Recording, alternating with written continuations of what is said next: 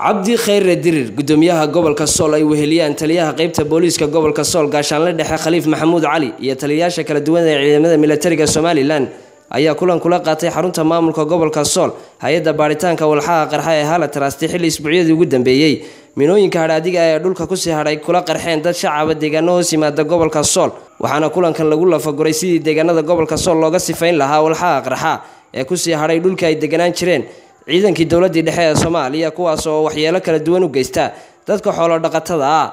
gudoomiyaha gobolka Sool iyo taliyaha qaybta booliiska gobolka Sool ayaa hay'adda Hala Trust kula dardaarmay inay dardar galiyaan siina laban shaqadooda ah baaritaanka walxaha qarxa ee ka hayaan guud ahaan deegaanada hoos yimaada gobolka Sool sidoo kalena ay wacyigelin u sameeyaan bulshada reer guraaga ah sidii ay uga feejignaan lahaayeen waxyaalaha aysan garanaynin kuwaas oo keeni kara qarax meesha ay ku arkaan soo wargeliyaan ciidamada ammaanka iyo hay'adaha ku shaqale